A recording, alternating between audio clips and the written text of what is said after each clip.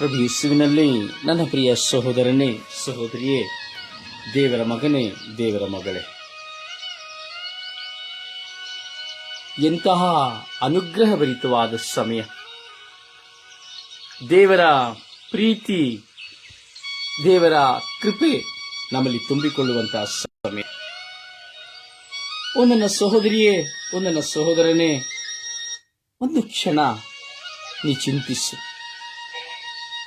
ನಿನ್ನ ಜೀವಿತಾವಧಿಯನ್ನ ಚಿಂತಿಸು. ದೇವರು ನಿನಗೆ ಕೊಟ್ಟಂತಹ ಕುಟುಂಬವನ್ನ ಚಿಂತಿಸು.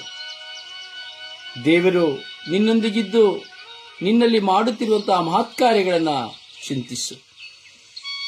ದೇವರು ನಿನಗೆ ಅನ್ನಪಾನಗಳನ್ನು ಆಶೀರ್ವದಿಸಿಕೊಟ್ಟಿದ್ದಾರೆ. ದೇವರು ನಿನ್ನನ್ನು ಆಶೀರ್ವದಿಸಿ ಶಾರೋನಿನ ರೋಜಾ ಪುಷ್ಪದಂತೆ ಹೆಣ್ಣು ಮಕ್ಕಳನ್ನ, ತುರಾಯಿ ಮರದಂತೆ ಗಂಡು ಮಕ್ಕಳನ್ನ ಕೊಟ್ಟಿದ್ದಾರೆ. ಚಿಂತಿಸು. ನಿನ್ನ ಮಕ್ಕಳಿಗೆ ವಿದ್ಯಾಭ್ಯಾಸವನ್ನು, ನಿನ್ನ ಪತಿಗೆ ಒಂದು ಒಳ್ಳೆಯ ಉದ್ಯೋಗವನ್ನು ಅಥವಾ ನಿನಗೆ ಒಂದು ಒಳ್ಳೆಯ ಉದ್ಯೋಗವನ್ನು ಕೊಟ್ಟಿದ್ದಾರೆ. ಚಿಂತಿಸು. ದೇವರು ನಿನಗೆ ಸುಂದರವಾದ ಒಂದು ಮನೆಯನ್ನು ತಂಗಲು ಕೊಟ್ಟಿದ್ದಾರೆ. ಚಿಂತಿಸು. ನಿನಗೆ ಆಭರಣಗಳನ್ನು, ಆಸ್ತಿ ಅಂತಸ್ತನ್ನು, ಹೊಲಗದ್ದೆಗಳನ್ನು ಕೊಟ್ಟಿದ್ದಾರೆ. ಚಿಂತಿಸು. ನಿನಗೆ ಸೌಂದರ್ಯವನ್ನು ಕೊಟ್ಟಿದ್ದಾರೆ, ಏಳರಿವನ್ನು ಕೊಟ್ಟಿದ್ದಾರೆ, ವಿಶ್ವಾಸವನ್ನು ಕೊಟ್ಟಿದ್ದಾರೆ. ಚಿಂತಿಸು. ಒಂದನ್ನ ಸಹೋದರನೇ, ಸಹೋದರಿಯೇ, ಚಿಂತಿಸು. ದೇವರ ಪ್ರೀತಿ ಅಮೂಲ್ಯ. ದೇವರು ನಿನಗೆ ಸೌಂದರ್ಯವನ್ನು ಕೊಟ್ಟಿದ್ದಾರೆ. ಚಿಂತಿಸು. ದೇವರು ನಿನಗೆ ಬೇಕಾದಂತ ಎಲ್ಲವನ್ನ ತಾಯಿಯ ಗರ್ಭದಲ್ಲಿ ನೀನು ರೂಪಿಸುವುದಕ್ಕೆ ಮುಂಚಿತವಾಗಿ ನಿನಗೆ ಬೇಕಾಗಿರುವುದೆಲ್ಲವನ್ನ ಮರಣದ ಕ್ಷಣದವರೆಗೂ ಕೊಟ್ಟಿದ್ದಾರೆ. ಚಿಂತಿಸು. ಇದೆಂದಾದರೂ ನೀನು ಚಿಂತಿಸಿರುವೆಯಾ? ದೇವರು ನಿನಗೆ ಕೊಟ್ಟಿರುವುದನ್ನು ಕುರಿತು ನೀನು ಆಲೋಚಿಸಿರುವೆಯಾ? ಪದೇ ಪದೇ ದಿನೇ ದಿನೇ ನನಗೆ ಬೇಕು, ನನಗೆ ಬೇಕು ಎಂದು ಬರೀ ಸ್ವಾರ್ಥದ ಜೀವಿತದಲ್ಲಿ ದೇವರ ಮುಂದೆ ಕುಳಿತುಕೊಂಡಿದ್ದೇವೆ ಹೊರತು ಆ ದೇವರು ಕೊಟ್ಟವುಗಳನ್ನು ಕುರಿತು ನೀನು ಚಿಂತಿಸಿದ್ದುಂಟ? ಆ ದೇವರು ಮಾಡಿದಂಥವುಗಳನ್ನು ನಿನ್ನ ಕುರಿತು ನೀನು ಚಿಂತಿಸುವುದುಂಟ? ಚಿಂತಿಸು ನನ್ನ ಸಹೋದರ, ಸಹೋದರಿ, ಚಿಂತಿಸು. ಈ ಚಿಂತನೆ, ಪ್ರತಿದಿನದ ಚಿಂತನೆ ನಿನ್ನನ್ನ ಒಂದು ಶಿಲೆಯಾಗಿ ಮಾರ್ಪಡಿಸುತ್ತದೆ. ಈ ಕೇವಲ ಒಂದು 5-8 ನಿಮಿಷಗಳ ಚಿಂತನೆ ನಿನ್ನನ್ನ ಸುಂದರ ಶಿಲೆಯನ್ನಾಗಿ ಮಾರ್ಪಡಿಸುತ್ತದೆ. ನಿನ್ನ ಜೀವಿತದಲ್ಲಿ ದೇವರು ನಿನಗೆ ಏನನ್ನು ಕೊಟ್ಟರೂ ಸಹ ಕೊರತೆಯನ್ನೇ ನೋಡುತ್ತಿರುವೆ. ದೇವರು ನಿನಗೆ ಏನನ್ನು ಮಾಡಿದರೂ ಸಹ ನಿನ್ನ ಕೊರತೆಯನ್ನೇ ನೋಡುತ್ತಿರುವೆ. ಏಕೆ ಅವುಗಳನ್ನು ಆಶೀರ್ವಾದವಾಗಿ ನೋಡುತ್ತಿಲ್ಲ? ಏಕೆ ಅದನ್ನ ಕೃತಜ್ಞತೆಯಿಂದ ದೇವರಿಗೆ ವಂದನೆಯನ್ನು ಸಲ್ಲಿಸುತ್ತಾ ಇಲ್ಲ? ಇಸ್ರಾಯೇಲರು ಸಹ ಹೀಗೆಯೇ ಮಾಡಿದರು. ಮರುಭೂಮಿಯಲ್ಲಿ ಕರೆದುಕೊಂಡು ಹೋಗುವಾಗ ದೇವರು ಎಷ್ಟು ಮಹತ್ಕಾರ್ಯಗಳನ್ನು ಮಾಡಿದರೂ ಸಹ, ಎಷ್ಟು ರುಚಿಕರವಾದ ಆಹಾರಗಳನ್ನು ಕೊಟ್ಟರೂ ಸಹ ಆ ಆಹಾರದಲ್ಲಿ ಕೊರತೆಯನ್ನು ನೋಡಿದರು. ದೇವರು ಆಶೀರ್ವಾದವಾಗಿ ಕೊಟ್ಟ ಆಹಾರಗಳನ್ನು ಕೊರತೆಯಿಂದ ನೋಡಿದರು. ತಮಗೆ ಸಿಕ್ಕಿದಂಥ ಸವಲತ್ತುಗಳಲ್ಲಿ ಕೊರತೆಗಳನ್ನು ನೋಡಿದರು. ದುಡಿಯಲಿಲ್ಲ. 40 ವರ್ಷ ಅವರು ದುಡಿಯಲಿಲ್ಲ. ಮೇಜು ಮಾಡಲಿಲ್ಲ, ಮಂಚ ಮಾಡಲಿಲ್ಲ, ಮನೆ ಕಟ್ಟಲಿಲ್ಲ, ಬಿತ್ತಲಿಲ್ಲ, ಕೊಯ್ಯಲಿಲ್ಲ, ಏನೂ ಮಾಡಲಿಲ್ಲ. 40 ವರ್ಷಗಳ ಕಾಲ ದೇವರು ಅವರನ್ನ ಮಕ್ಕಳಂತೆ ಸಾಕಿ ಸಲಹಿದರು. ಅವರ ಜೀವನ ಬರೀ ಪ್ರಯಾಣವೇ ಆಗಿತ್ತು. 40 ವರ್ಷಗಳ ಕಾಲ ಹೇಗೆ ಜೀವಿಸಿರಬಹುದು, ಹೇಗೆ ದೇವರವರನ್ನು ಆಶೀರ್ವದಿಸಿರಬಹುದು. ಆದರೂ ಸಹ ಇಸ್ರಾಯೇಲರು ಬರೀ ಕೊರತೆಯನ್ನು ನೋಡಿದರು. ಊಟದಲ್ಲಿ ಕೊರತೆಯನ್ನು ನೋಡಿದರು.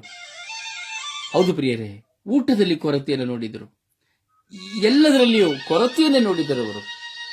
ಅದಕ್ಕೆ ಕೀರ್ತನೆಗಾರ ಹೇಳುತ್ತಾನೆ 78ನೇ ಅಧ್ಯಾಯದಲ್ಲಿ 18ನೇ ವಚನದಲ್ಲಿ, ಕೋರಿದರು ತಮಗಿಷ್ಟವಾದ ಆಹಾರವನ್ನೇ, ಪರೀಕ್ಷಿಸಿದರು ಮನದಲ್ಲಿ ಆ ದೇವರನ್ನೇ.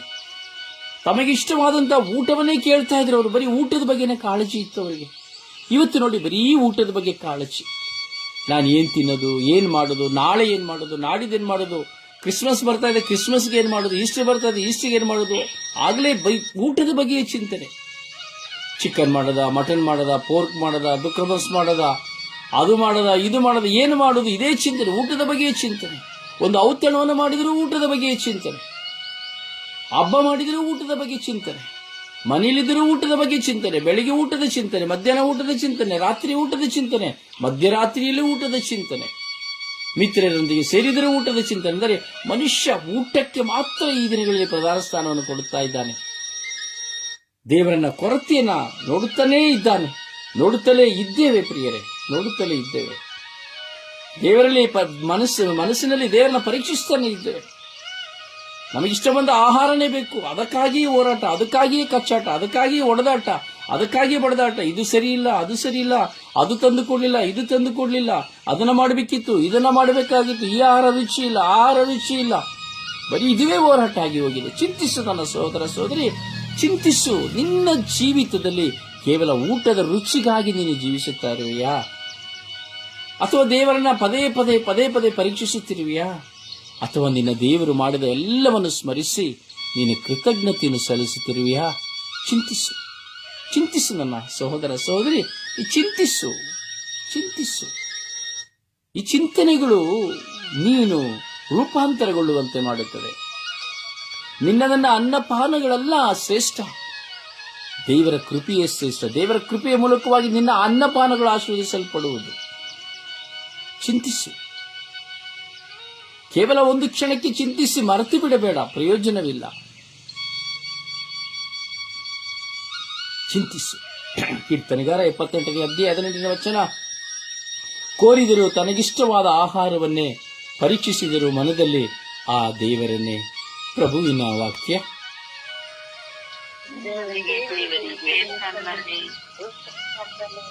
ಕೀರ್ತನೆಗಳು 78ನೇ ಅಧ್ಯಾಯ ವಾಕ್ಯ 18. ಕೋರಿದರು ತಮಗಿಷ್ಟವಾದ ಆಹಾರವನ್ನೇ, ಪರೀಕ್ಷಿಸಿದರು ಮನದಲ್ಲಿ ಆ ದೇವರನ್ನೇ. ಪ್ರಭುವಿನ ವಾಕ್ಯ. ದೇವರಿಗೆ ಕೃತಜ್ಞತೆ ಸಲ್ಲಲಿ. ಕೀರ್ತನೆ 78ನೇ ಅಧ್ಯಾಯ ವಾಕ್ಯ 18. ಕೋರಿದರು ತಮಗಿಷ್ಟವಾದ ಆಹಾರವನ್ನೇ, ಪರೀಕ್ಷಿಸಿದರು ಮನದಲ್ಲಿ ಆ ದೇವರನ್ನೇ. ಪ್ರಭುವಿನ ವಾಕ್ಯ. ದೇವರಿಗೆ ಕೃತಜ್ಞತೆ ಸಲ್ಲಲಿ. ಕೀರ್ತನೆ 78ನೇ ಅಧ್ಯಾಯ 18ನೇ ವಾಕ್ಯ.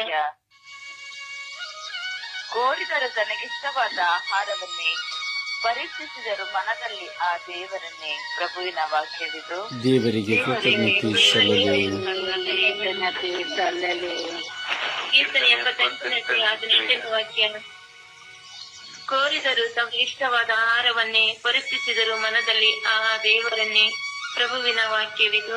ದೇವರಿಗೆ ಕೃತಜ್ಞತೆ ಸಲ್ಲಲಿ. ಕೀರ್ತನೆ 78ನೇ ಅಧ್ಯಾಯ 18ನೇ ವಾಕ್ಯ. ಕೋರಿದರು ತನಗಿಷ್ಟ ಬಂದ ಆಹಾರವನ್ನೇ, ಪರೀಕ್ಷಿಸಿದರು ಮನದಲ್ಲಿ ಆ ದೇವರನ್ನೇ. ಪ್ರಭುವಿನ ವಾಕ್ಯ.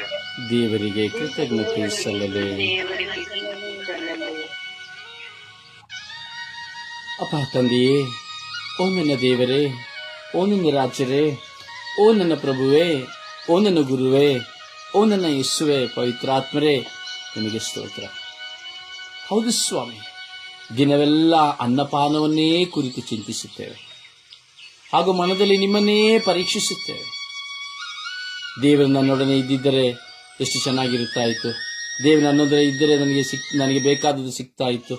ದೇವರು ನಿನ್ನೊಂದಿಗಿದ್ರೆ ನಿನಗೆ ಬೇಕಾದದ್ದು ಸಿಕ್ಕಿತಾ ಇತ್ತು. ದೇವರನ್ನ ಮನಸ್ಸಿನಲ್ಲಿಯೇ ಪರೀಕ್ಷಿಸುವಂತ ಸ್ವಭಾವಗಳು ನಮ್ಮ ಸ್ವಭಾವಗಳಾಗಿ ಹೋಗಿದೆ. ಈ ದಿನ ಚಿಂತಿಸಿ ತೀರ್ಮಾನಿಸಿ, ಅನ್ನಪಾನಗಳೆಲ್ಲ ಶ್ರೇಷ್ಠ, ದೈವ ಕೃಪೆಯೇ ಶ್ರೇಷ್ಠ. ದೇವರನ್ನು ಪರೀಕ್ಷಿಸುವುದೆಲ್ಲ ಶ್ರೇಷ್ಠ, ದೇವರು ನನಗೆ ಕೊಡುವುದೇ ಶ್ರೇಷ್ಠ. ಹೌದು ನನ್ನ ಸಹೋದರನೇ, ಸಹೋದರಿಯೇ, ಈ ಬೆಳಗಿನ ಸುಂದರ ಜಾವ ನಿನ್ನನ್ನು ಆಶೀರ್ವದಿಸುವ ಜಾವವಾಗಿದೆ, ನಿನ್ನನ್ನು ಉದ್ಧಾರಗೊಳಿಸುವ ಜಾವವಾಗಿದೆ, ದೈವ ಪ್ರಸನ್ನತೆಯಲ್ಲಿ ನಿನ್ನನ್ನು ತುಂಬಿಸುವಂತಹ ಜಾವವಾಗಿದೆ. ಪ್ರಾರ್ಥಿಸು, ಪ್ರಾರ್ಥಿಸು, ಚಿಂತಿಸು, ಪ್ರಾರ್ಥಿಸು. ಅಪ್ಪ ತಂದೆಯೇ, ಕರುಣಿಸಿರಿ ರಾಜ. ನಿಮ್ಮ ಮಕ್ಕಳಾಗಿರುವ ಎಲ್ಲರ ಮೇಲೆ ಕರುಣೆ ತೋರಿ ರಾಜ. ಸ್ವಾಮಿ, ಇವರ ಅನ್ನಪಾನಗಳನ್ನು ಆಶೀರ್ವದಿಸಿ, ಇವರನ್ನು ಕಾದು ಸಂರಕ್ಷಿಸಿ, ಇವರಿಗೆ ಬೇಕಾಗಿರುವುದೆಲ್ಲವನ್ನು ದಯಪಾಲಿಸುವರು ನೀವಾಗಿದ್ದೀರಿ ಸ್ವಾಮಿ ದೇವ. ಉದ್ಧರಿಸಿರಿ ಸ್ವಾಮಿ, ಅನುಗ್ರಹಿಸಿರಿ ಸ್ವಾಮಿ. ಇವರ ಕುಟುಂಬಗಳನ್ನು, ಇವರ ಮಕ್ಕಳನ್ನು, ಮೊಮ್ಮಕ್ಕಳನ್ನು, ಮರಿಮಕ್ಕಳನ್ನು ಆಶೀರ್ವದಿಸಿರಿ ಸ್ವಾಮಿ. ಇವರ ಎತ್ತವರನ್ನು, ಒಡಹುಟ್ಟಿದವರನ್ನು ಆಶೀರ್ವದಿಸಿರಿ ಸ್ವಾಮಿ. ಇವರ ಬಾಳ ಸಂಗಾತಿಯನ್ನು ಸ್ವಾಮಿ, ಎಲ್ಲ ಬಂಧು ಮಿತ್ರಾದಿಗಳನ್ನು ಆಶೀರ್ವದಿಸಿರಿ ಸ್ವಾಮಿ. ಇವರನ್ನು ಪ್ರೀತಿಸುವವರನ್ನು, ದ್ವೇಷಿಸುವವರನ್ನು, ವಿರುದ್ಧವಾಗಿ ಹೋರಾಟ ಮಾಡುವವರನ್ನು ಆಶೀರ್ವದಿಸಿರಿ ಸ್ವಾಮಿ. ಅಪ್ಪ, ಇವರನ್ನು ಉದ್ಧರಿಸಿರಿ ಸ್ವಾಮಿ. ಇವರಿಗೆ ಶಾಂತಿಯಾಗಲಿ ಸ್ವಾಮಿ. ಇವರಿಗೆ ಸಹಾಯ ಮಾಡುವವರನ್ನು ಆಶೀರ್ವದಿಸಿರಿ ಸ್ವಾಮಿ. ಇವರಿಗಾಗಿ ಪ್ರಾರ್ಥಿಸುವವರನ್ನು ಆಶೀರ್ವದಿಸಿರಿ ಸ್ವಾಮಿ. ನಮಗಾಗಿ ಪ್ರಾರ್ಥಿಸಿ ಎಂದು ಕೇಳಿಕೊಂಡವರನ್ನು ಆಶೀರ್ವದಿಸಿರಿ ಸ್ವಾಮಿ. ಅಪ್ಪ, ಇವರ ಜೀವಿತವನ್ನು ಅಭಿಷೇಕಿಸಿರಿ ಸ್ವಾಮಿ, ಇವರನ್ನು ಉದ್ಧಾರ ಮಾಡಿರಿ ಸ್ವಾಮಿ. ನಿಮ್ಮ ಅನಂತ ಕೃಪೆಗೆ ಎಲ್ಲ ಮಕ್ಕಳನ್ನು ಸಮರ್ಪಿಸುತ್ತೇನೆ ರಾಜ.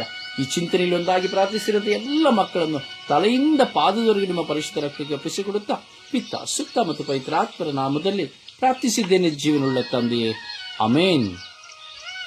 ಆಮೆನ್.